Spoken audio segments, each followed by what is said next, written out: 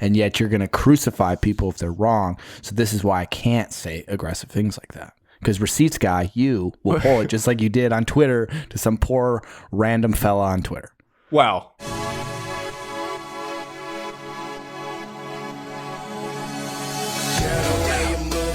Cheers to episode 93. Cheers. Whiskey. Cheers. Water. Spiked Arnold Palmer. Arnie Palmy alert. Arnie Now the hangover Palms. can't be that bad, Evan. Alex, I was Wednesday. great on Sunday. I felt great. I had a great breakfast, and It wasn't like the last one. No. I slept for like 14 hours on Saturday into Sunday. That is nice. My body woke me up at like 6 saying, hey, start your day, buddy. You've slept way too long. And I just basically laid there staring at the ceiling. You guys want to know what I did to my whiskey? Splash of water. Nothing. You smoked it. Could you imagine? I did do a splash of water, but remember those Crown Royal drinks that Evan got drunk off of earlier in the tailgate season? You made a mixy Crown Royal mixy with whiskey? Yeah, essentially.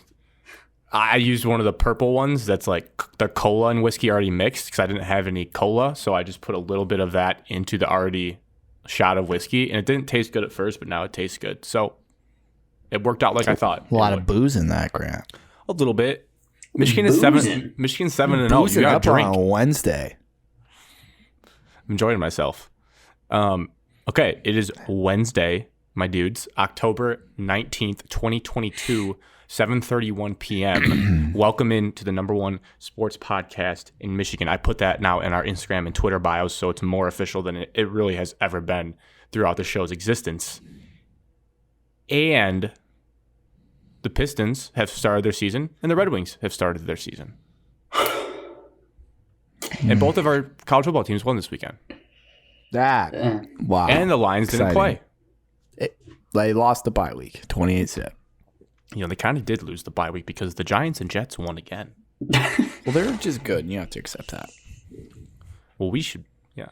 We're not. I'm having a hard time accepting it, as you'll hear later, a little tease. So, on You already today's said that last week.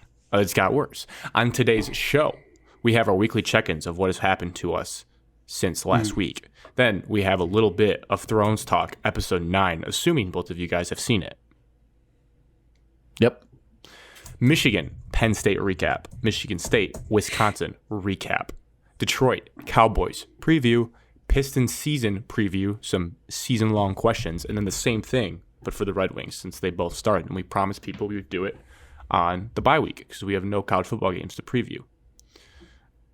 And before we dive into weekly check-ins, at Shot of MS, Twitter, Instagram, how to listen to the show, follow our YouTube, Apple Podcasts, Spotify.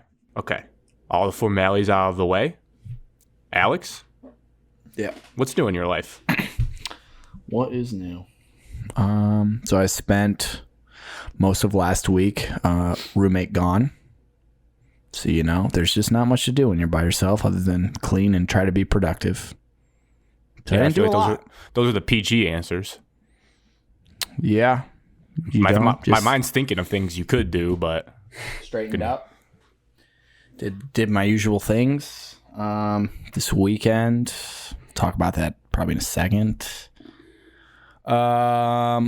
Exciting thing. I finally went to the gym and ran before work today.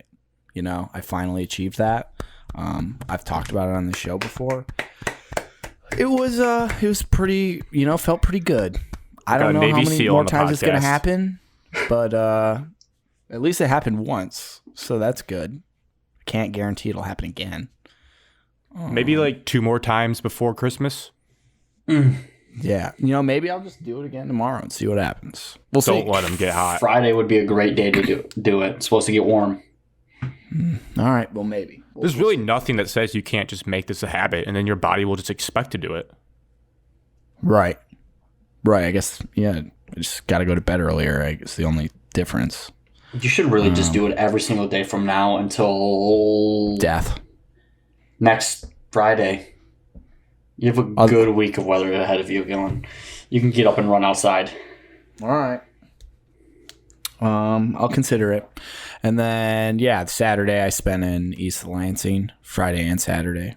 I can't talk about my Friday night in detail. Yes, you can. Oh, it's legal. Off the record, I would lie. I don't want to talk about it on this podcast. Okay. Friday night. Would you guys, Evan, use your tailgate experience, and Alex can weave his into, and then we'll go to Evan for the rest of his week. Tailgate was great. Another 8 hours of tailgating fun. 4 o'clock game. So get there, be early. Be loud. Be loud. Skip the game because you have so much fun tailgating. Nobody went, what I heard. Skip the game, Alex. There was not a single person at our tailgate who went to the football game. Not skip the game. It was a good time, man. Sometimes it was one of the best games of the year. I skipped the football game. No, there was a lot of people at a tailgate, which made it even more fun. People you haven't seen in a while. I have no complaints. Somebody may have done it too far and had too much fun too fast. Not going to name names. It's one of us three, but it's not Grant. It's not me either, by the way. You have to give it a spoiler. Come on. Process of elimination. No, I had a good time. Saturday was fun. Tailgate was good. Got our usual spot. Shout out Cody, shout out Paige. They're there. They're ready. Love that. There's not really much I can say about the tailgate. Right. If you were there, you witnessed it all. So, meet if you have anyone. any funny photos or videos of me, please send them my way because I'd just like to see some of them. I just wonder, while we were all having so much fun, what the people next to us were thinking, because it was just a large group of like older men and women. Like when I say older, sitting I in the mean chair like their entire time, just 60s, like all just sitting in lawn chairs, like never. It was their moved. homecoming, Alex. Yeah. And our tailgate was the complete opposite of that. Ours was like a frat party. So yeah, I just wonder what. I mean, they never said a word, so they must not have cared. But it was rowdy. Good time. Ben Wallace looks so angry sitting courtside watching the Pistons play. It's at home. Yeah, you could be there. You could be there too. Anybody could be, Grant. Tickets are for sale to the public. Well, Alex. Okay. It's next door to where you live. Because I live in the berm. Got it. All right, working backwards for yourself, Evan. Anything else notable? Either the start of this week or yesterday, Evan. I think it's pretty notable. I'll get there. I will get there. I think of earlier in the week. We recorded on what? Last Monday? Feels like a year ago.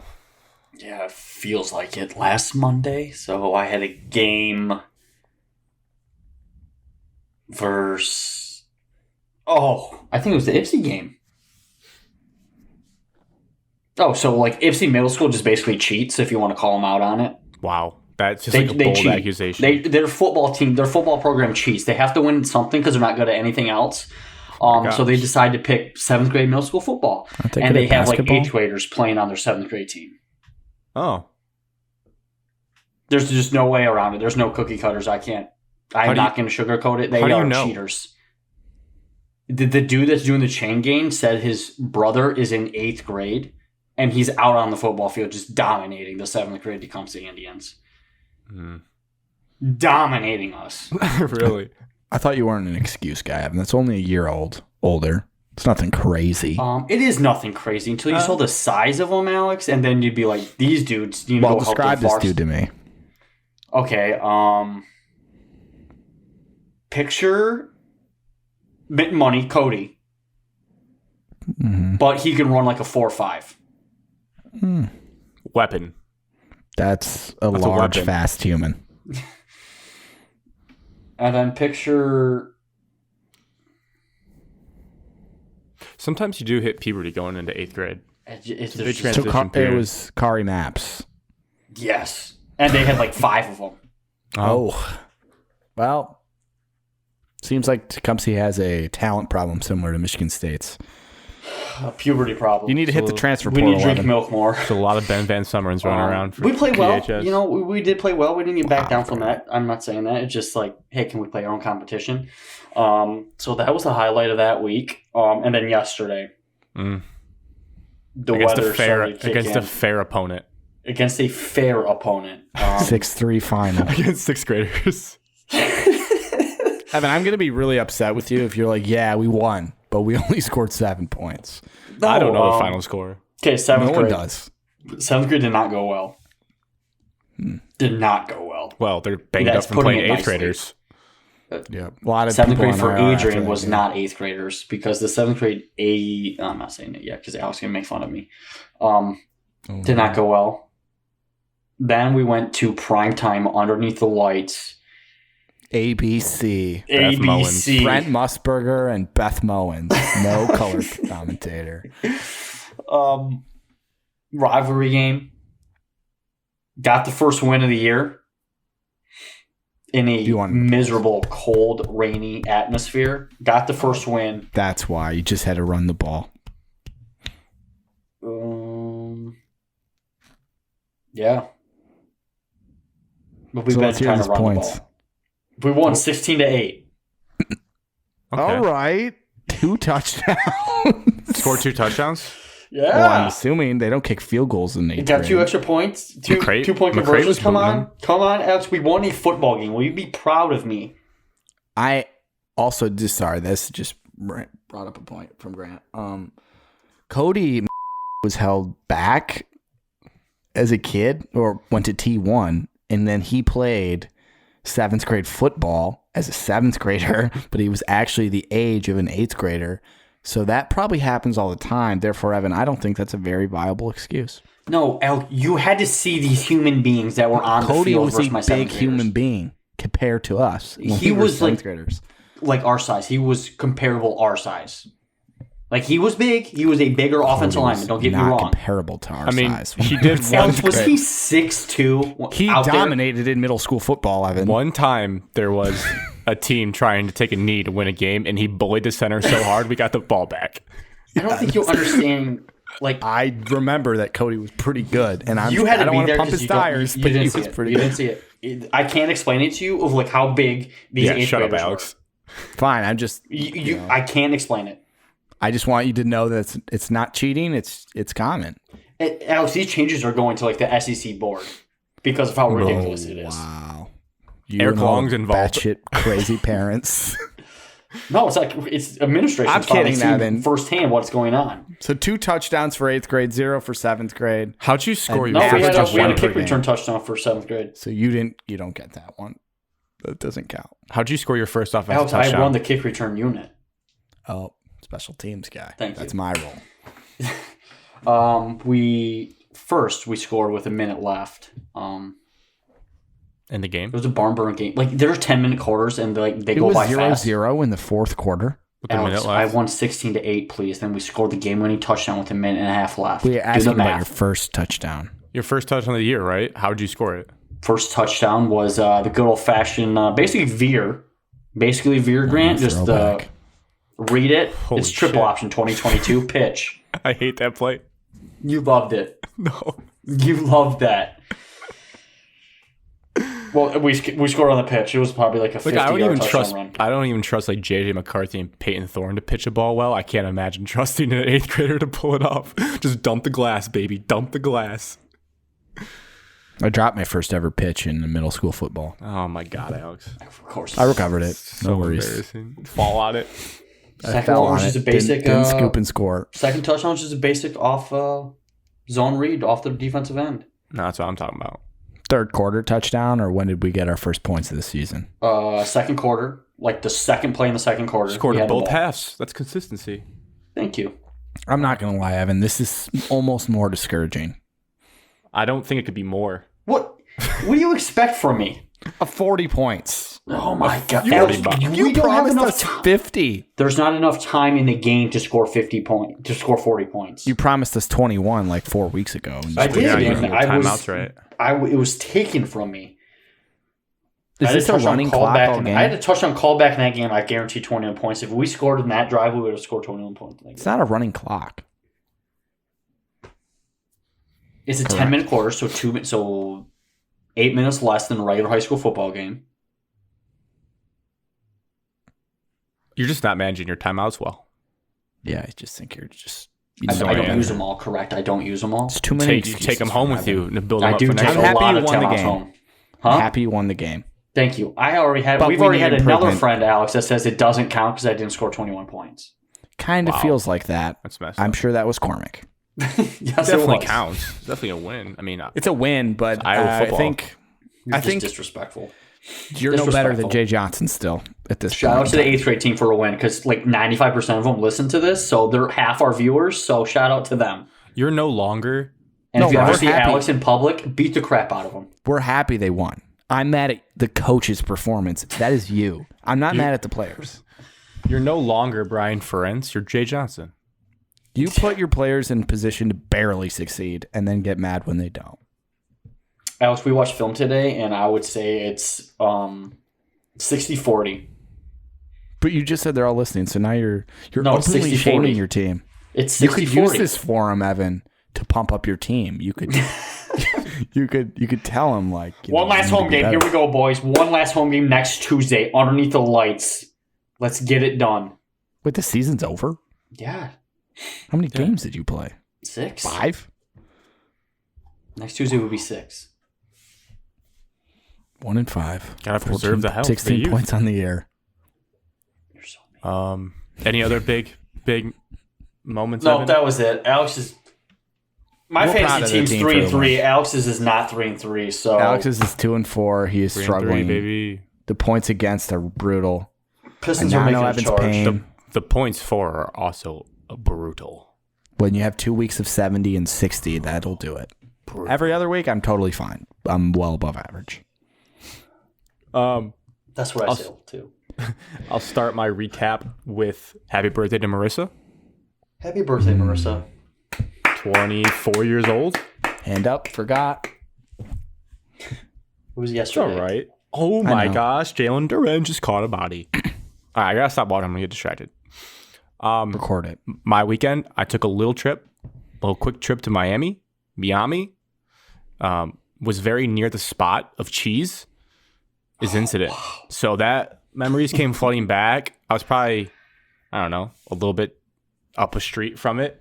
You could see the beach where it happened, you know, the side wall that he sat on and waited for as we waited for him and made sure he didn't get caught by law enforcement. But yeah, little reminiscing there. Nice weather down there, I guess. I mean, it's humid and wet, but it's hot. It's not freezing like wintertime, so that was cool. Kind of stunk.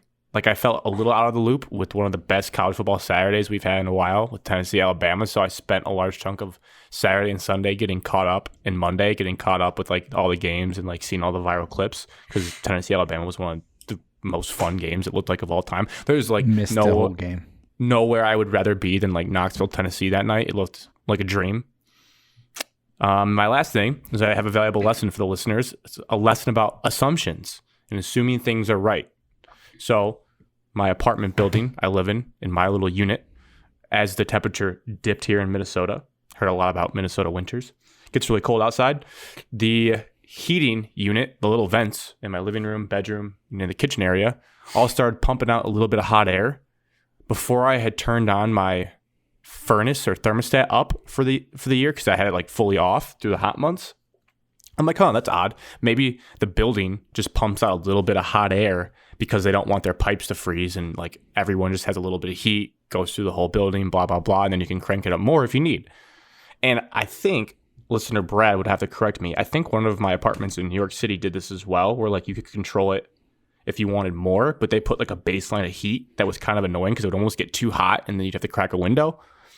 So like, all right, I guess this is just going to happen again, but I really don't enjoy it because it gets kind of like a gross hot where you then have to crack windows when it's like 30 degrees outside, which is not ideal. So you have this weird mix of like hot air, freezing cold air, then your skin dries out, you wake up all sniffled. I'm like, this is not good. Mm-hmm. And I'm like, knows about that. Alex knows about that.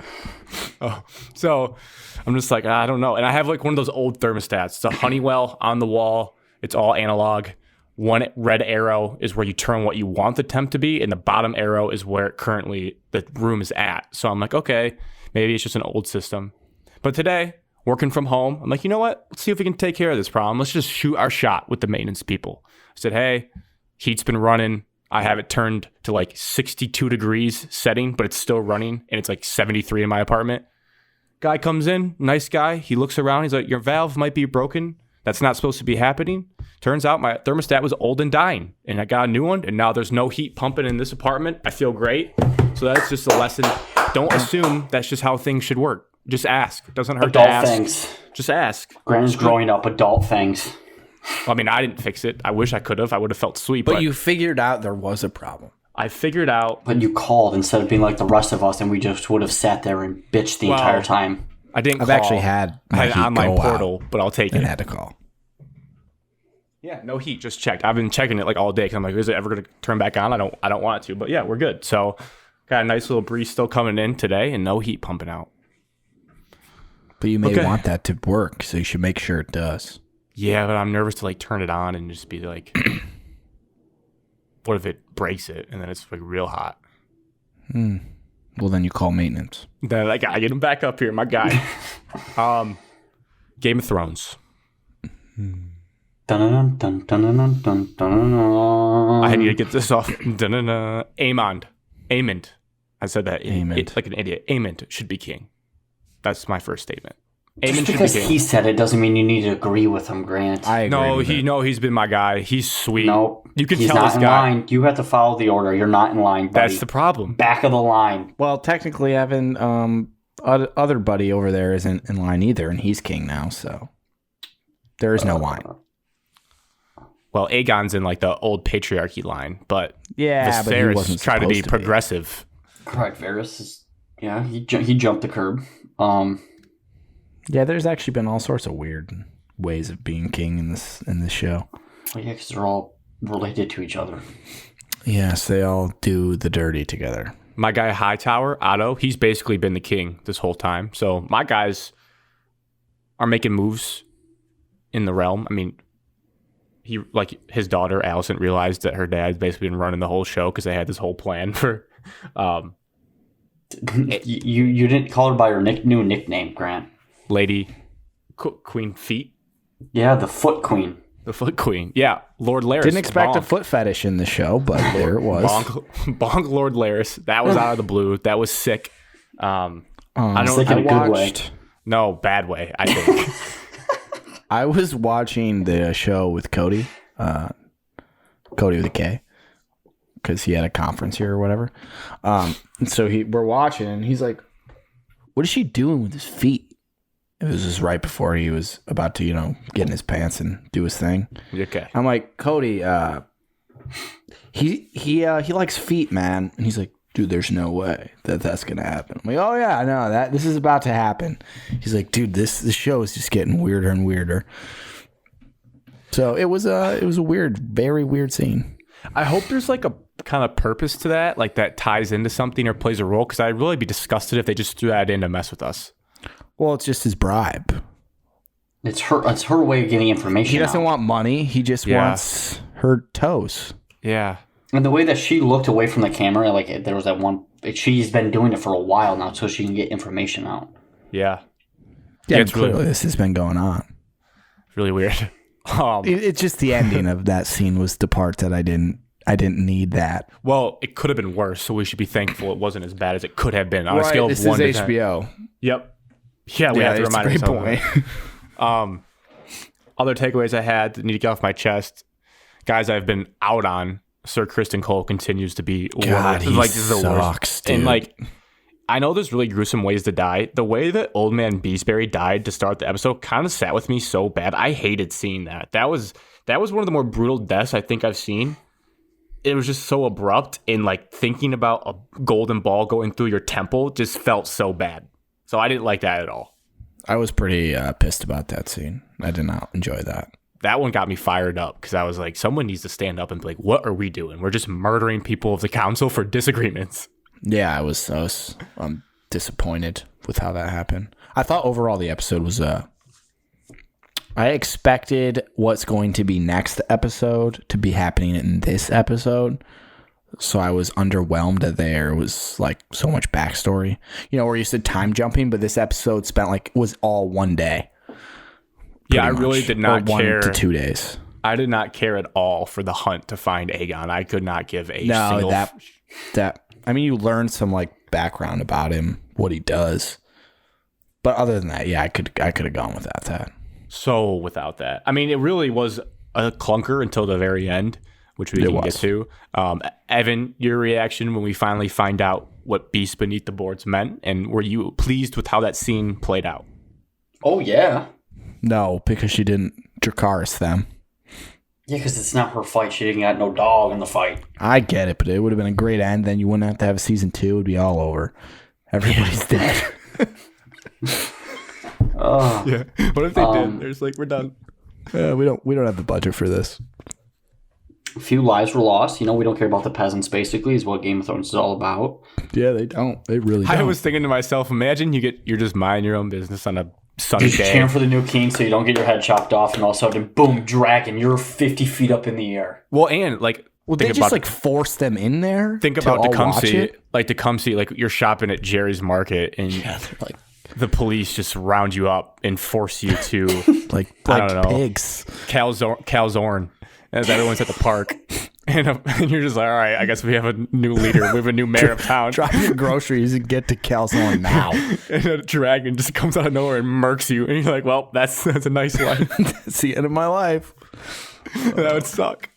But yeah, so Evan, you're cool. I mean, I think we all know the reason why she didn't burn them, but that is one of those things where it's so forced. And I was watching the director stuff after. They said people will have a gripe with it, and I'm one of those people where I wouldn't have let her get that close to being able to kill them. I would have found some plot line where like she had to escape right away because they had like someone with a bow and arrow or like someone to almost kill her dragon, but she just had the cleanest of shots. She had a breakaway dunk to at least kill one of them and just decided to just fly away, which was very, very anticlimactic. Yeah, I mean the dragon even squealed at him. Yeah. That's what they were building up for, is like the screech. Also, Aegon is the biggest wuss. His mom had to stand in front of him. Oh, my God. Yeah. That kid sucks. And when he just starts putting his hands up like, yeah, I'm the shit now, after he was crying about being the king 20 minutes before Crying in the little that kid is a loser. Yeah, but it's nice when everybody has to bow down to you. You realize how much power he has. You are Team Aegon. No, I don't care who the king is. I just know that the green team. You don't care who the king is in Game of Thrones? Alex. I'm Team Rhaenyra. I'm Team Daemon and Aemond. Let's just have them fight to the death for king. Team Rhaenyra. Daemon's on Team Rhaenyra, Alex. Pick one. You can't have both. I don't like Rhaenyra very much. Yeah, she's you do. Immature. And she's she's immature now. Yes, she is. Still. Yes.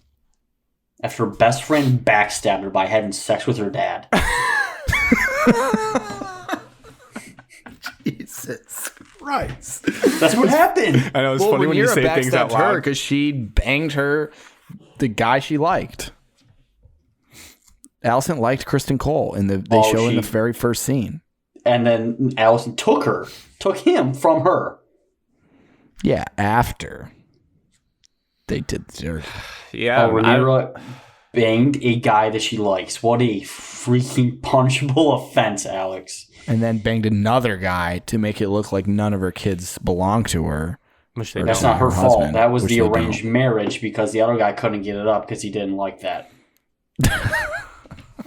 It is funny, though, when we actually say what's happening. Like, it's just such a wild show. But, I mean... Aemon and Daemon. I think everyone's ready for the Dragons to get it on. It's Marvin Gaye. Let's just get it on. It's we're ready for a fight. And Daemon's about to get the world's biggest dragon. But you just realize this. This is the last episode for like 2 years. We're not going to get another season until 2024. Even filmed the second That's how season. Long? Yep. They haven't even started filming because it wasn't greenlit until like a week ago. Snow is coming, so that's all that matters. What a joke. Evan, that's not confirmed. Yes, it is. No, it's not. Will you be cultured for once, please? There's a Jon Snow show in development. Thrones author George R.R. Martin wrote on his blog. Who's your guys? We'll move on to sports right after this question. But who's your guys' favorite dragon going into the dragon fights? The one that I just saw, the big old red one. That one giant one that we haven't seen yet. That one kind of stole the show. Under? I had never seen Rhaenys's dragon up close, or I think at all, maybe. And she I wanted like that to one. leave on it, and then the one bodyguard was like, "No, you can't go see your dragon. They'll know you're going there." Now we got to see the dragon. He had like the spiky like collar. He had like a choker, basically. It was sweet. He had the helmet on. It was like, yeah, you can't go find your dragon. You can't leave on your dragon. I also don't think we're going to see that one at all in like the wars because I don't think she's going to fight in this thing. I don't know. I think she's about to fly it to them, so at least we'll see it in the next episode. We won't see it fight though. Yeah. Pistons are winning. Wow, NBA is crazy. You just gotta remind yourself when you're down 20 points that really it's you're down 2. It's because Bogdan's going crazy. He is going a little crazy. All right, well that's Thrones. We got the season finale coming up, and then all the people that hate this part don't have to worry about it anymore for the rest of the I think everybody loves this part. They're lying. I think some people do. If they don't know about Thrones, they probably should skip past it, which is fine. So it's for the better. Now we get to Michigan Penn State, the first recap of our show. It was a bloodbath. My viewing situation. Second half bloodbath. First half. Yeah, bloodbath. It was just a beatdown from start to finish. They were losing. It was in the second half. Did you? Okay, so I guess I was going to say how I watched it. So I saw the first half, then on a plane for the second half, and saw most of the game. Like Wi-Fi was cutting in and out, but was able to stream most of it. Did you guys are you able to see like how the first half unfolded, or you just kind of? I saw a little bit of the first half. I saw the first half a decent amount. Michigan did get out into a decent lead. Am I correct on that? Saying that, yes. I mean, it was a bloodbath on the stat sheet. It was just 2 single plays in the game. Changed it. There was one point where Michigan had over 20 first downs and Penn State had 0. And so it was a domination, but they made 2 mistakes. Different. Yes, but I think everyone knew at half they felt good that it was going to go down to the wire. Like Penn State wasn't going to run away unless Michigan just pooped the bed. But that's the nerve-wracking thing with a team with the turnover in college football where JJ's playing for the first time as a starter. Everything's new for you. You're like, oh, how's he going to respond to throwing a pick six? How's he going to respond to this? And I mean, I couldn't be more pleased with how they responded, and they just dominated this game. The quote I wanted to lead off this recap with was from well-respected college football coach, Urban Meyer, joke of an NFL coach, shady human being, Urban Meyer, with a beautiful quote as Michigan walked out of the tunnel to start this game. He said, quote, "I think we all agree Penn State will shut down or slow down the Wolverine run game. There is no doubt." That might be one of the worst pregame takes we've heard in the last decade. Well, what, Alex? It's his job to say stuff, Grant. You're not always going to be right. Doesn't mean he's a moron because he got one thing wrong. Yeah, I'm gonna respectfully disagree, but it's nice to have someone have his back. We're going to have to pull receipts on you forever now. That's just how we're going to have to do it. You can. I just would never say, I think we all agree there is no doubt. I would say we'll see, like, best on best, top 5 rushing defense, top rushing offense. We'll see how it goes. I would not say there is no doubt they'll slow it down, and then they hung over 400 yards of rushing on a team, which is insane. You are the same guy that tells me that I need to not play both sides. I should just say an aggressive take one way or the other. So this is what you want, and yet you're going to crucify people if they're wrong. So this is why I can't say aggressive things like that. Because receipts guy, you will pull it just like you did on Twitter to some poor random fella on Twitter. Well, I wouldn't call him a poor fella. He took a shot, and I took a shot. Yeah, well, I would say it's big of me in the moment. It was big of me in the moment not to attack him then, because I knew I trusted your source, and I just waited till things played out. Anyways, you made some good points, Alex. I do like when people make aggressive takes. It's just more I will hold things against certain people that are bad human beings and bring them out when they play for Ohio State. That's more the point of that quote. But he looked like an absolute idiot, and I laughed at it. It's a bummer for him. Well said. I don't know about you guys and how you view this Michigan team. I am going to talk from my perspective, then you say how you feel after the results of this game. The Big Ten title race is fully on. There's no going back here. They're burning the boats as George Washington did when he Revolutionary War. He told everyone burn the boats, we're going in. Because my heart this is good for the listeners. My heart's ready to be broken.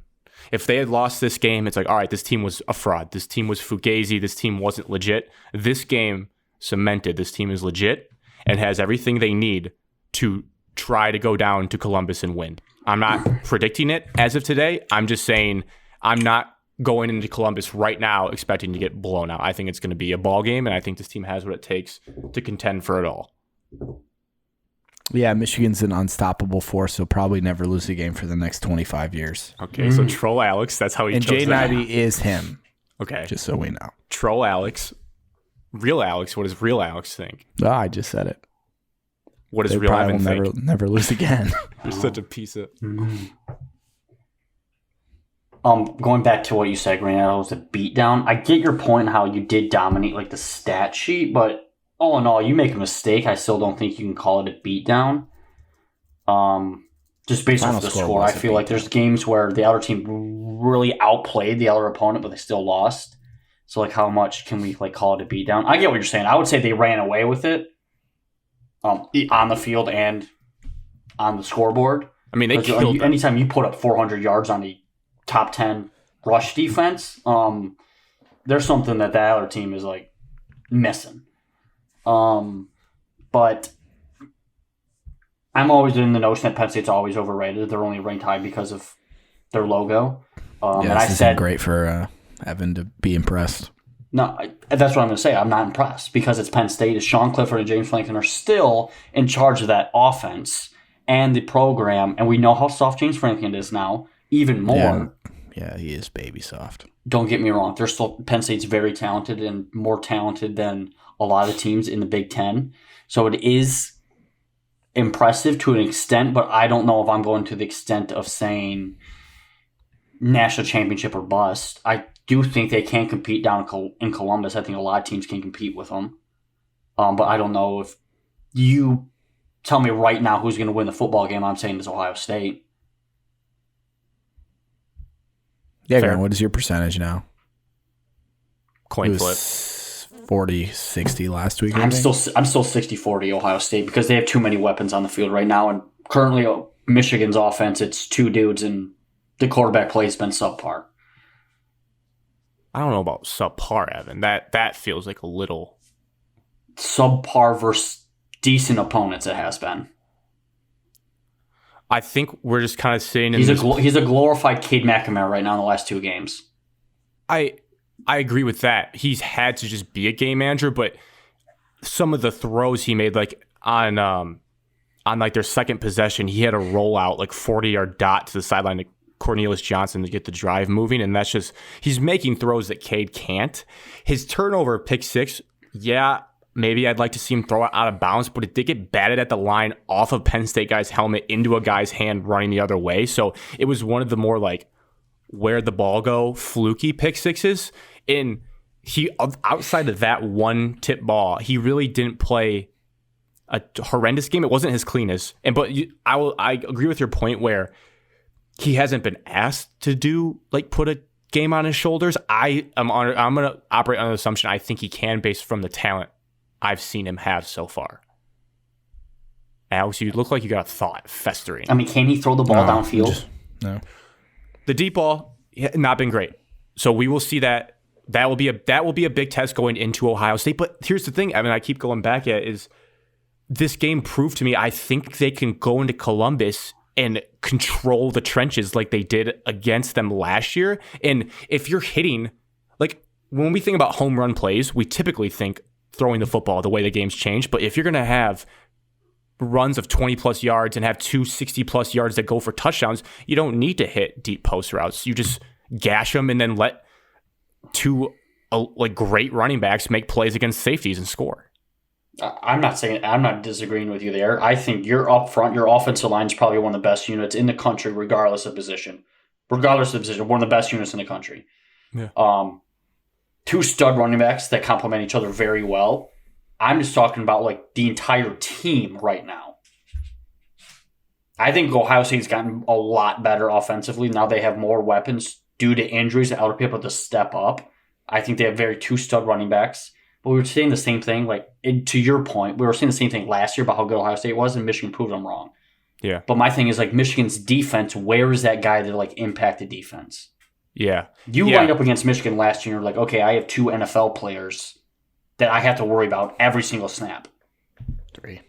And now this year, like, am I getting that? Like, yeah, you have a stud defensive tackle. Okay, you have what's his name? Your defensive MVP. I can't think of it off the top of my head. Sanders still that I like? Yes. Yeah. Okay, but, like, who's that other dude that's, like, TJ out there Turner's that's going to, like, step up and make the play in, like, a bigger time game? Yeah. I mean, you have to go down to Columbus. Playing at home on noon is a lot easier than playing in probably should be, like, the quarterfinal of the college football playoff. Yeah. And it might be weather. I mean, I think with how this Michigan team is built, I think, any snow like we saw last year, any rain against Ohio State. Like, if Michigan somehow beats Ohio State this year in Columbus, I think their AD was going to push for, like, a dome stadium for Ohio State because they're going to, like, if it's, like, bad weather, I could definitely see that. Be like, oh, we can't keep listening to this team outdoors. They'll move it into Indianapolis every year. In all seriousness, yeah, I think, like, the coach speak, if you're going to buy into the blue wall, the Kool-Aid, they're going to say there's less top-tier talent on this defense, but as a whole, they can make up for that because there's not a lot of weak links when you look at the defense of, like, guys you can go expose on a play. They're not Hutchinson or Ajabo, but they're saying the sum could be as good as last year's top tier. But I still have, like, worries, but it was good to see them. I know Penn State's not an amazing offense by any means. No one's accusing them of that, but they gave up 10 points. And if they don't blow a 60-yard read option play to Sean Clifford where the safety was just absolutely lost, which you have to clean up. I'm not saying, like, that's not going to happen again, but you expect those things to get more cleaned up as the year goes on. They give up 3 points. Like, they really played phenomenal in all assets of the game against this Penn State team. So that gave me confidence with the defense. I didn't know that offense would manhandle them because, like, last year, this offense scored 17 points in Happy Valley and dropped 41 this year. So I feel good about the offense's running attack. A question I have for you guys that I was listening to some clips from Valenti and Rico Beer talking about the fallout from this game. Valenti's take right now, I don't know if this is clicks. I think he really believes it. I don't think he'd make it up. He says the winner of OSU Michigan will win the national championship. Do you agree? Clickbait. I haven't said it. Okay, there we go. It's clickbait. That's trying to get everybody local media to actually start talking about. Until somebody else, like, below the Tennessee line, somebody above the Tennessee line wins a national championship that's not named Ohio State, proves, and then, like, you have to prove it. Like, right now it's SEC or nothing. And if you're going into a game right now versus Tennessee, you would take your chances over them? If it's on a neutral site, yeah, I think I would pick Michigan to win a close one. Tennessee cannot stop a single team. I'm not saying that, but your offense can't make a mistake. They have to score 55, and I don't think Tennessee will feel bad about giving up 50 and scoring 55 to win like they did on Saturday. Their offense is insane. Yeah, I don't know. It's just one of those things where, like, regardless, I would take Georgia and Bama over Michigan. It's like you go into a game versus Bama. There is still a huge difference in talent. And don't get me wrong, this is one of the weaker Bama teams, and I would feel more comfortable this year facing Bama than years past. And then last year's Georgia team was absurd. But, like, to think that you had a chance last year versus Georgia was insane. I would say you have a better chance this year versus Alabama or Georgia than you did, like, last year. Agree with that. I'm not agreeing with this point. This might be a little too in the weeds of national, but I still deep down, we flash forward to the end of the season, I think Alabama's going to be better than Tennessee. I think that was the Knoxville effect. I think they won that 3-point game at home, which is, like, how Vegas handicaps it. And Bryce Young was back from being hurt. Like, I think Alabama at the end of the day still a better football team than Tennessee. I don't know how you give up that many explosive plays, like 40-yard bombs in a game like Alabama did. So do I think Michigan would do that? I want to say no, but I don't know. Unless Tennessee really is that good, I think it'd be a very, very good ball game. It would really if it was a home and home, they'd probably split it. But yeah, I'm not ready to say the winner of that game in Columbus wins the national championship because I still. That's a crazy thing to say. We're not even. I remember he's calling a shot. He's saying he thinks those two SEC teams are not halfway through the year. So I mean, I guess we're getting there. Basically, at this point, you know who the top teams are. They've played 4 games. Yeah, but you know who the top teams are just based off it's halfway through the year. You know who's better than everyone else, and you know who has zero chance to win a national championship, and you know who does. I could give you plenty of examples of the first college football rankings of teams in the top 5 that finished like 25th. I'm not talking about the college football rankings, Alex. We don't trust those people's opinions. They're garbage. Well, right now, Evan, you have a bunch of people that sit in a room that don't watch college football. Your rankings right now will probably be the same as theirs. It's pretty easy to put the top 5 together right now. Yeah, but I'm saying, okay, yeah, it's easy to put the top 5 together because those are the only people that have a chance to win a national championship. Yeah, and I'm saying it's not always as easy as week 8 or whatever. I think they come out after week 8.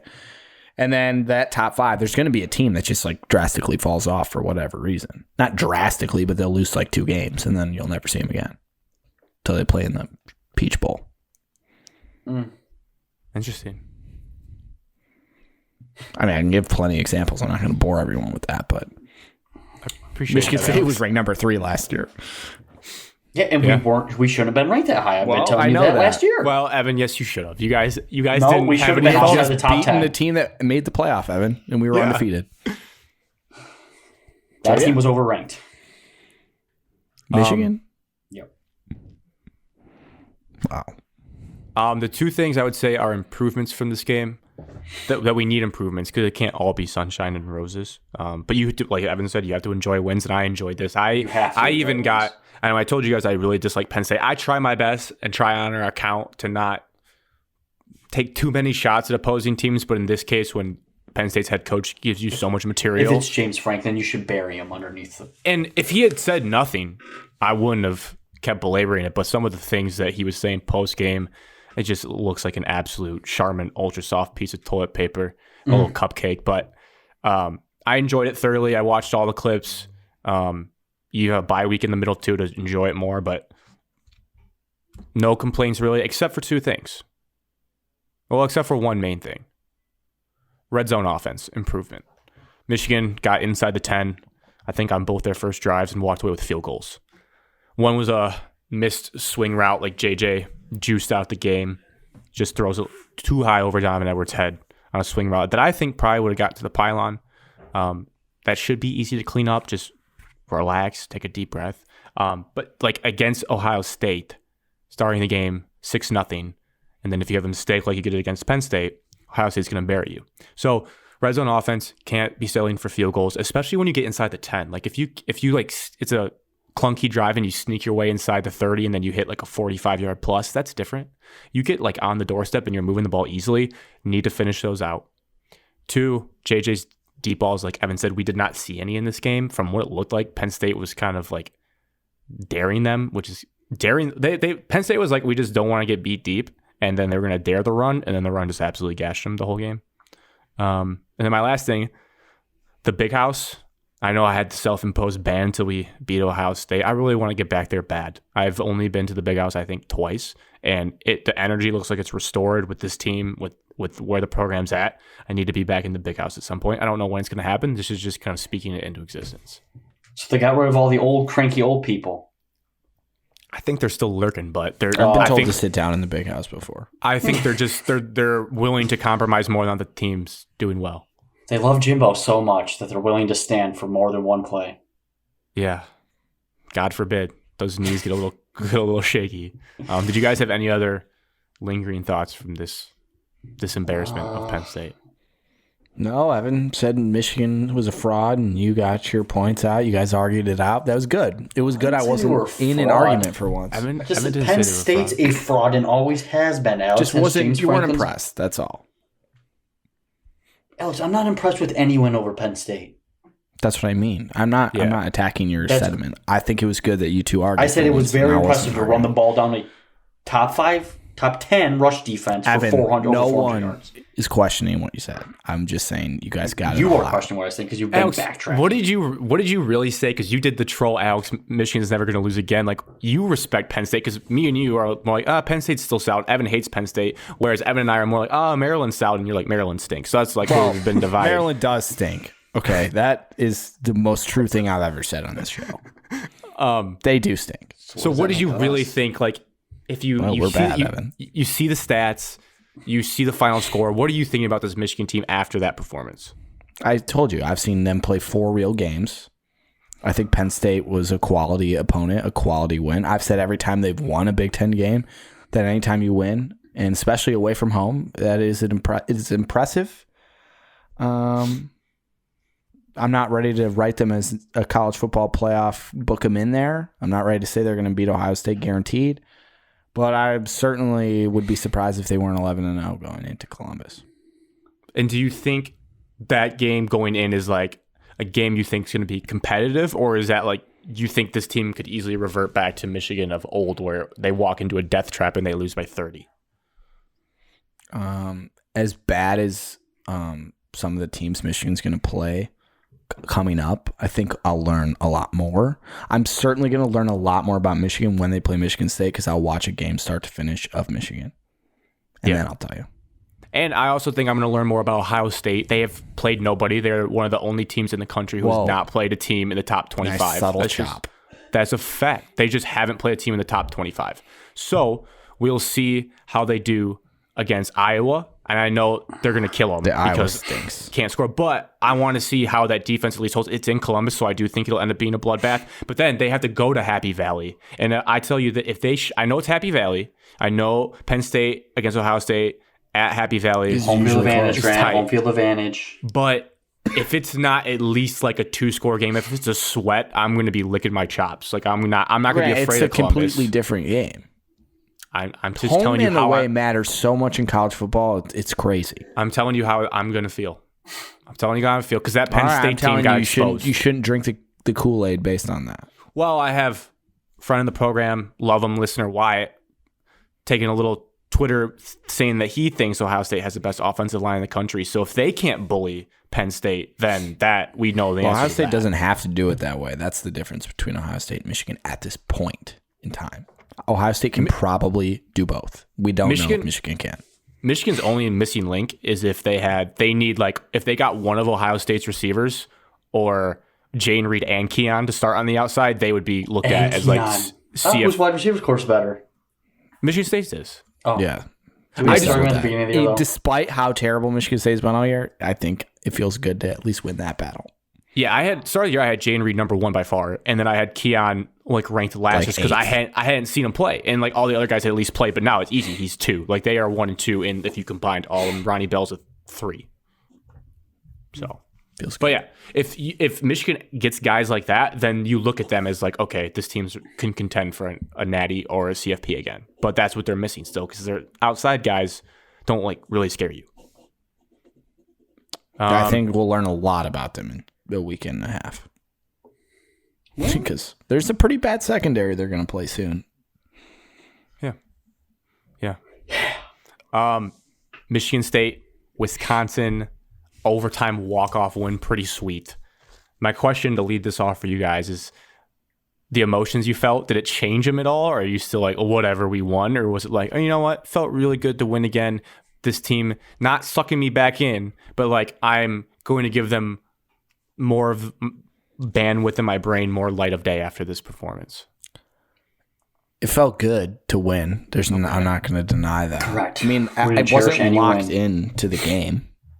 I watched the fourth quarter and overtime. That's all I really saw. I mean, the first overtime or both overtimes? You didn't miss much. I saw the first couple drives, so we can fill it in. Fourth quarter, all of overtime. I got to the bar. They were already losing 7-0. Wisconsin scored right away. So I was like, oh, here we go. Converted a 3rd and 18 in the red zone. It was disgusting. It's here we go. It was disgusting. This is going to be awful. I looked up at the TV. I'm like, Jacoby Windman got a pick. I'm like, what position is he playing? Realized he was playing linebacker. Kind of interest got piqued a little. Saw that Dylan Tatum was playing. True freshman. Dropped a pick. Probably pick 6. We dropped 2 interceptions on the same play. So we had actual opportunities for turnovers. We didn't give up 50 points. So with all that being said, yeah, it felt good to win, and I thought we looked fine. But Wisconsin stinks. So I don't feel better. It feels good to win. Wisconsin's have not a bye pushover. Week. Win bye week against the team that, at this point, that is our only game left that we care about. It's our basic Super Bowl because we're so garbage. I would always say that it would never be my Super Bowl, but when you're 3 and 4 or whatever we are. It has to be now because that could be our bowl game. So yeah, it feels good that we won and have a bye week before that game. It makes you at least like give you a 5% chance of hope. I think that was just really good, Alex. I feel like you walked me through every emotion you felt there. Yeah, Evan, your turn. What did you feel after this win over Bucky Badger? It feels good to win. Jim Leonard is an up and coming star in the coaching realm. Is Jim Leonard better than Mel Tucker still, Grant? On Saturday, he was not. Well, he didn't make as many coaching blunders as Mel Tucker. We can talk about that a little bit. But yeah, I would still take Jim Leonard long term, yes. Jim Leonard left his corners on an island against 2 stud receivers and got beat over and over again. Well, they just got to grow up. That's what you yell at Mel for. I cannot wait to use that excuse. Not his in guys. a week and a half. His guys, actually, Grant. They got to grow up. Yeah, I will probably be saying 100% his guys. No. He recruited them. All of them. No. Paul Chris did all the recruiting. I think you'd be proud. I think you played a little bit better. Got a couple guys back. I forgot to mention Barrow, dog. Your quarterback was very efficient. As we saw, he was never the problem of the offense. Evan, you can't just say that he played flawless all season. I am talking. I have the talking stick. Thank you. The sucky fest for me was unprecedented. I am. Oh, hate on me. I'm a Michigan State fan. And I support the starting quarterback of the football team, but nobody else on the team and no. But Evan, you can say like he didn't have a great game. I will not support the coordinators because they sucked plenty of times this year, and you know it. Just admit it. I have admitted that he has missed some throws. Don't get me wrong, but to so come out and say that he is single-handedly the reason why this team stinks is outrageous. Has anybody on this podcast said that? I'm not saying that. I'm calling out all the stupid Michigan State fans that I hate seeing. Cut. Whoever cheers for Noah Kim to go in the game, don't like you. Well, then we got beef. There's nothing wrong with. Evan knows I'm doing it out of like. Evan knows I'm doing it just for fun. Although I really do like Noah Kim. Grant said some mean things about Peyton Thorne last week. I believe it. I was like, if he didn't turn around, I had receipts guy. I had the graphic I made of Alex saying Peyton Thorne is clearly the second best quarterback in the Big Ten, ready to like put that out and circulate it. But I was like, well, you kept my mouth shut a little bit with that performance. He's not the second best, but that's irrelevant. I mean, you boggled up like one of the best running backs in the best, third, probably second the best talent-wise running back. Can do it all. Can actually catch passes. Yep. I would say best youngest. Like put him with age put him combined. Behind Michigan's offensive line. I'm pretty sure he'd be TreVeyon good. Henderson. Dude, I don't know. Blake Corum's TreVeyon Henderson doesn't even start for his own team. Mohamed Ibrahim. So Blake Corum's really I'm good. sorry, I have to ask. I wanted to text this in the group chat several times the last 2 weeks because it's all I see on Twitter. Are you in the camp that Blake Corum is better than Kenneth Walker? No, we were in the middle of the season. We don't know how it's all going to shake out. Just like from your eyes alone, you've seen enough from both of them. Who's the hardest? The hardest part, like they have the same. Oh my God, it's a debate in his head.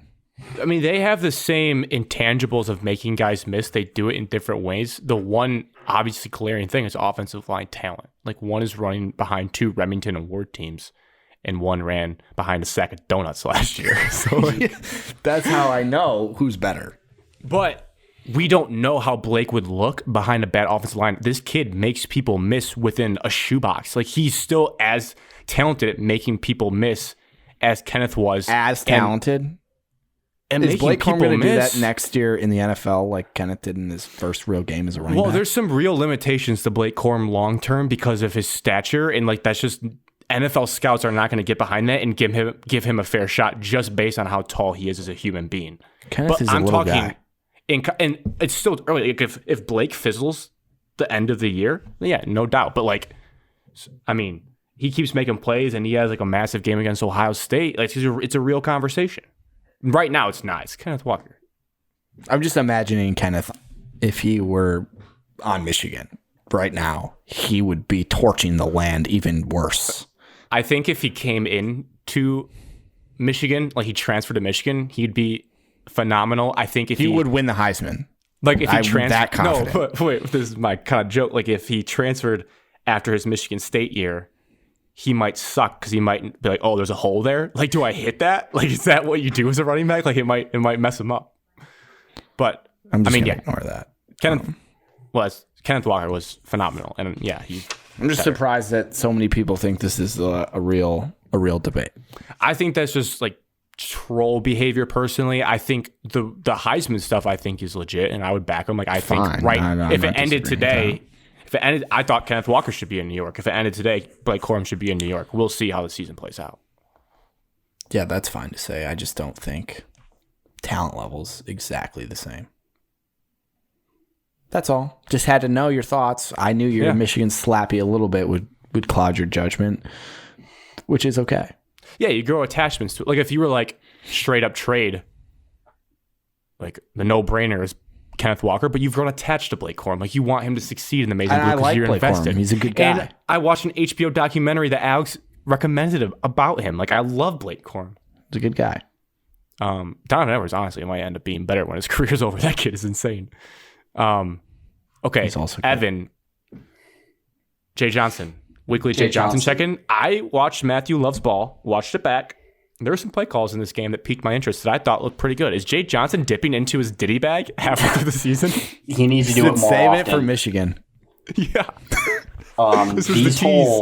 He's foreplay right now. Hey, breaking news. We have 30 seconds left in the game, and we have to move the ball forward to get a good shot at a field goal. Check at the line. That's Mel Tucker. That was a check at the line, Evan. That's your guy. I'm blaming Mel Tucker for that. I already read about that. No, there shouldn't be a check at the line in that situation. You're calling the play and you're telling your quarterback to run it because we have to move vertical down the field.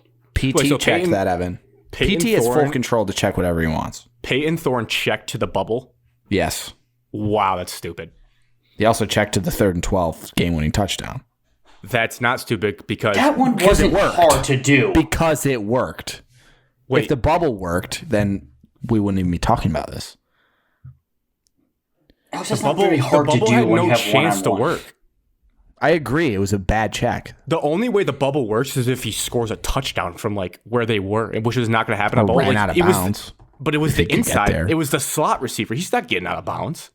No, it was a terrible check. Is my point. Yes, I agree. But Evan, Jay Johnson, couple plays probably piqued your interest this game. If not, I wrote down some that I could back my guy. Not my guy. He's not my guy. Get the ball more. Yes, we all know that play. Yeah, that was a great route. That was like the old not the new Madden route where the tight end kind of delays and then shoots up, and it was a thing of beauty. Pistons are losing. Alex, it's halftime. No. You know, it's give or take here and there. I hate like stalling out on the drives, like here and there. Like, can we move the ball? I'm absolutely still irate. Hey, we're going to run the ball inside, so let's get every single player that's on the field in a 7-yard box. Let's do it. All 22 guys are going to be like an arm's length of each other. It's ridiculous. The 4th and 1 play, and then like the announcers were just like, yeah, they were in the same play earlier. It's like, it's a little bit different, buddy. Calm down. I hate that we just bunch everybody up. Tendency. Grant, call Michigan. If we bunch everybody up, we're probably running the ball in between the tackles. I have another tendency. Until we're not. We're just trying to put that on film until we're not. Oh, we already put it on film. I'm sick of it for seeing it for the 6th week. You're going to see a deep toss to the right side and take it to the crib. I have another tendency that I'm going to pass along this week and next week. Tim Brando was all over it. His partner was all over it too. I don't know his name. Was not good. I thought he actually did a pretty solid job. He was doing a little Tony Romo calling plays before they happen. He goes, anytime there is trips to one side in either Jaden or Keon, it's a fade if they're the solo route with field to work with. So I hope it's Michigan a choice route, and those guys are just go deep. Yeah, those guys. It's a choice route. It should be a choice route. And any concept of an offense, it should be like you have a choice route based off of the corner's alignment. And I mean, those two guys are like, yeah, I'm always open. And that's when we talked in our group chat about calling plays, like I could call that play 10 times a game and get points out of it just based on how it is executed. Until the defense made adjustments, they're like, all right, this offensive coordinator only knows how to throw deep balls to his 2 best receivers. And we'll just double cover both. Formation. I also saw I mean, it was a ballsy play. It could have backfired, but it worked. So you think it's genius where they sent Keon in motion and kicked out the end on a counter play that worked for a decent amount of yards. So that's a little innovative offense by Jay Johnson there. Those look like the old Dave Warner, Connor Cook. I'm not sure. Dave Warner used for a season was good. It can work, Evan. I don't think we should put as much for a season too. Blame on Jay Johnson. He's doing his best with a bad offensive line. Well, he needs to try harder. He's trying to run the ball because our head coach wants to run the ball. And that makes us stall out early. Well, give it the ball to Berger more. Give the ball to Berger. You want Elijah Collins. You need beefier backs. You need beefier backs. Berger is beefy enough. What happened? Yeah, I like Berger a lot. Jared Broussard sucks. He's Pac-12 only? He's little and he sucks and he's sucks. Not in between the tackle. He's more of a zone concept scheme. He's Austin Eckler. Stretch, and then cut back. Pretty good. That's a very generous comparison. So, Alex, that's a miss by you because you were pumping Jared Broussard's tires. Look, he won Pac-12 Offensive Player of the Year. Now, I realized he won during COVID with the COVID doesn't play season. Defense. Won during the COVID season. The COVID year was fake, so it doesn't really matter. COVID year happened, Alex. Everyone played football. Stop it. Yeah, it happened. Didn't learn anything from it. For some more than others. Yes, we did. All we learned was Rocky Lombardi can throw a good deep ball. We learned Joe Milton is a terrible quarterback. Joe Milton just beat Alabama. Got to throw the Hail Mary at the end of the second quarter for his team because he has better arm strength than Hendon Hooker. So he still has that Patrick Mahomes and Tom Brady mixture in him. Yes, he plays. Shot out he the free throws press. The Hail Mary. Big old freaking idiots. One, I guess, discouraging thing from this game, I guess, if you're a fan of it, the team, every time I was watching Matthew Love's ball at the end, almost once a drive, it was 3rd and long city. Like something was going wrong with these teams. I don't know if they're penalties or what, or bad play calling. Where there was a lot of penalties by Michigan, and it's like this game. 3rd and 12, 3rd and 18, 3rd and 10. There was like the shortest third down I think I saw was like 3rd and 5. So that's not great when in terms of like getting in the flow of an offense where you don't want to be facing 3rd and longs. So that's something to try to get better at as the season goes on. But that is one takeaway I had. A million things to get better at. The defense made some plays, and they got some sacks, and they did okay. And Wisconsin's offensive line is still impressive, at least in my opinion. Unless they just magically got terrible in the last 5 years. Winmon, dude, Bogdanovich is so good. Yeah, he was really such good. A fleece of a trade. Two things that stood out to me. Winmon, we talked about the pick, the strip, the fumble, forcing Jacoby's OT. a freak. The biggest play of the game. I mean, that guy, he's just got a nose for the football. He can make any play you need, a pick, a strip sack, force a fumble out. When a running back's running at him. So great job there, especially from Braylon Allen, who holds on to the ball. And then speaking of Braylon Allen, you see the difference Xavier Henderson makes with a huge goal line tackle. Did you see that? I was just going to say the hit on against Allen. That was awesome. Yeah. He popped him. Now, it kind of sucks because they scored the next play. The next play really took it away. But that's one of those things where if that's Angelo Gross, he's getting driven into the field goal post. So it's nice to have Xavier Henderson put his face in there. Yeah, he really helps our defense. He didn't lose any ground. He talked a little smack. So it's nice to have Slade, Jacoby, and Henderson. This year, three levels. Well, Brooks didn't even play in this game. He was injured. What? Oh, okay. I thought you were saying he was like coach's DMP. I was going to have Mel Tucker's but you know job. who didn't play because Jacoby played middle linebacker? Ben Van Sumeren. Barely played in this game because Windman took his spot. You're saying BVS didn't play and Michigan State had one of his best defensive games of the year? Is that what you're saying? Okay, Grant, can we go just backtrack there? I get what happened, yes. However, asterisk there because BVS stan? Wisconsin runs a way different offense than 95% of the country. Well, they just started running the ball like Michigan's going to. The superior offense. But Michigan. It's not Jim Harbaugh's offense anymore. They're not having 4 tight ends out there and a fullback, and they're running power behind over and over and over discredit again. This defensive breakthrough we had at homecoming against Wisconsin? Yes. Are you saying Graham Mertz is not good? Yes. Are you saying Windman's not going to play middle linebacker next game? Because I think he absolutely is because you have to stop the run. If you don't stop the run, yes. He played middle linebacker last year. People need to get educated, and he played linebacker the previous years at UNLV. So then coaching malpractice lined him up where they did. Well, they thought at the time they had more depth at linebacker because Snow and Brule and all those guys were supposed to play linebacker, and we had no defense. Love to see it. Yeah, Brule played his most snaps of the season as well. This is when you move a guy who's maybe his best position is defensive end, but you move him to cover up a 50 overall player playing middle linebacker. Yes. And then I think now his best position net is linebacker. Okay, so you just took a 90 overall defensive end and made him a 92 middle linebacker and kicked a 50 overall linebacker to the curb. They can't lie. The first game, and then you bring in a when he gets 65 like 5 defensive sacks, end. you're like, wow. I mean, what a great idea. He's just an athlete. So that's why I'm hinting defensive end could be. And his best position. he did come down and play defensive end on 3rd and longs. With Windman playing middle linebacker under 1st and 2nd down, I'm going to take away 3rd and pin your earbacks and rush. It's a better front 7 to stop the run than it is in any situation. Better. And with Slade and Barrow back together. Slade and Barrow. Now you're putting more side on the defensive end. The law firm of Slade and Barrow. If we can get rid of Slade and Barrow law firm. Sorry, Evan, if you can get rid of Brandon Wright. Brandon Wright had his best game of the season. I don't care. care. Watch your mouth, Evan. If I was Michigan's sack and forced fumble. If I was Michigan's offensive coordinator and I saw him out there, I said, Jim, we're running power right at 26 until they finally take him out the game. You're and they never do. Just a question. You're going to put Oluwatimi right in his to play kitchen? Defensive end? Alex, size matters. Who do you want to play defensive end? Alex, I know the answer. He wants Jeff Petrowski. Jeff Petrowski. No, I'm glad that kid hasn't played a snap this year because his defense would be 10 times worse with him out there. Who do you want to play, Evan? Well, Zion Young started. Yes, played I know. Like the whole game. Who else do you want to play? Got to have 2 of them on the field. Yes, you can. Brule is playing linebacker.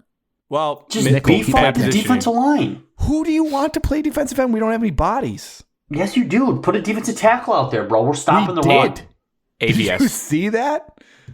We were playing Barrow at defensive end on some plays. Then put Alex Van Summer in there. He's fast. I've seen the high school tape. Slade can play strong side defensive end. We were moving our D tackles to defensive end. We can't have them play there every game. Slade and Barrow are stand-up edge rushers. They're hand in the dirt, guys. There's no doubt. I'm just picturing a Barrow bowling ball lining up at a 2-point. Pops though. Alex, our next game is going against the best offensive line in the country. I'm telling you, Evan, Bogle's done for the year, so I don't know what you want to do. Any former Petrowski hasn't played in 4 weeks. That kid would get abused. If I ever see that kid out on the field, I am running power at his throat. Covered a fumble against Michigan, didn't he? No. We're close. Recovering fumble is like the lamest stat. It's the lamest stat. You're just in the right place. I'm just saying we don't have any bodies unless you want to put 350-pound defensive tackles at DN. Yes. Who are just against Michigan, you're going to need it. And Blake Corum and Donovan Edwards just going to run past them. No, you stop the run. Love trench warfare, you just grab a bottle of lotion and watch Zach Zinter and Barrow go at it. We're going to put 4 D tackles be awesome. as our D line. No, Zion Young is out there, Alex. Yeah, he's not great against the run yet. Before we get to we're already in the weeds. I want to wrap up this game with just discussing the end of regulation clock management. Is there a level of concern where Evan. it's like Ismail Tucker, Dan Campbell, vice versa? Like, are you getting PTSD from watching Lions games? Because I watched it back on Matthew Loves Ball. That was disgusting clock management. It was bad. Doesn't help that if you get your normal long snapper who got hurt and wasn't playing, and all that went okay, and they made the field goal, no one's talking about it. We just also happen to have the worst special teams unit in the country. It just wasn't going to go. I don't think it was his fault. But everyone was so rushed. It's the fact they were rushed. It's because Peyton Thorne checked into a bad play. But it's also he wasn't told to do that. He called the timeout at a bonehead time. Yes, the timeout was awful. Could have just rushed. Mel needs a timeout guy. Dan and Mel need timeout guys. That's the only answer I really wanted to get out of this question. I don't think Mel's a bad coach because he doesn't know when to call his timeout. I mean, he's a bad coach because he has Hazleton employed. Hazleton was calling some good stuff with his peanut butter and jelly defense against Wisconsin. So peanut butter and jelly. What? That's a Penn State cut from the locker. No, just Mel said that in his post game presser. Oh, just like bland, basic defense because we have a bunch of guys that have never played. There you go. That worked. So Scotty, good performance for him. He's back. Builds a little buzz going into the it builds a little buzz going into the 29th. If you guys had lost, you're really like depths of despair. It's nice. Like both teams are feeling themselves, and you're like, all right, let's do this thing. Feeling ourselves. If you don't think that win, at least like in the night game, in the flashbacks, we're not going to talk about next week yet. We got a whole week to do that. But like, there's definitely going to be a percentage of the fan base is like, you know what?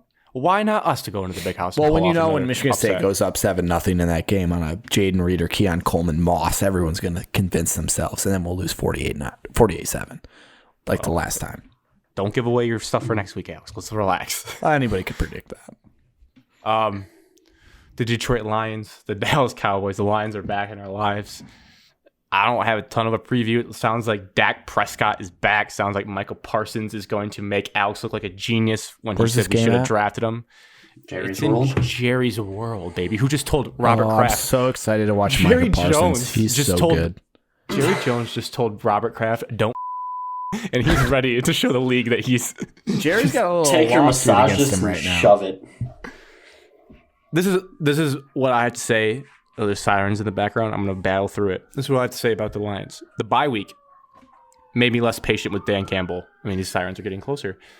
The Jets and Giants won again, as I said at the top of the show. I just keep watching it. I keep getting just really mad watching those teams have success with their early on head coaches with talent similar to ours.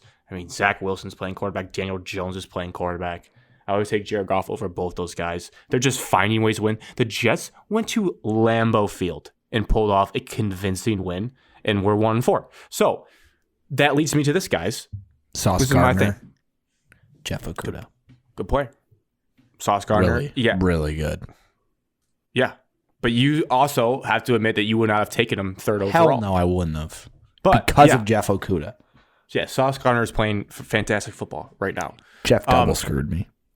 Which is kind of crazy because like Jeff Okudah had similar notes about him out of college where like no one even threw at Jeff Okudah. He maybe gave up a handful of touchdowns, whereas Sauce gave up none. But like they were similar buzz out of college. It just one has worked out. I can't believe Sauce really well so far. Came out of Detroit and he went to Cincinnati. It also helps. When you start off hot as a rookie, where like if Sauce were to suck the rest of the year, everyone just remembers the first couple of weeks. How good he was for the first 5 games. So if Jeff had just been phenomenal, we'd be like, oh, but remember those first couple weeks? Jeff's first game ever was the game against the Cardinals in Arizona. Yeah. We'd be like, Jeff Okudah is a superstar. I have hope. But here's why I'm at with the Lions. You can say unfair, Grant, shut up, you're dumb. There's a portion of our fan base that has already locked in Dan deserves 3 years. Bullshit. If they don't win 5 to 7 games this year, I'm cool with whatever they do. If they move on, move on. That's where I'm at. Sheila said today she's not happy. You need to win like 2 more games than last year. That's it. That's 4, right? Or 5. No, 5. 5 and 12. Plus a tie. That's you have to win 6. No, you have to win 5 to 7 games in that bucket. If you win more, fine. But I am not in the camp of this fan base that's like, you give them at least 3 years. Because what I'm seeing going around the league, it's really not that hard to win 5 games in an NFL season. It's really not. It's almost harder to win less than 5. Evan, I'm forwarding you a text from my dad. What do you guys think? I think... Are you sharpening your pitchfork? Are you with me? No, I like Dan. I want them to turn it around. I like Dan. And I think he's a great... leader, rah-rah guy, all that stuff. You're about to drop a fat coaching. Jesus H. Evan, you can't just be picky about that. Yes, stuff. I can. I'll tell him what you said. Girls powerlifting. Evan, you could talk about this after. Back on track. Yeah. I think he was talking about freshman boys basketball. Anyways. But Dan, I'm so... If this will be the week. If we lose, we're going to lose. I don't care. We're going to lose. Okay. If we lose. Well, you do, because you said you're no moral victories, no nothing. Right.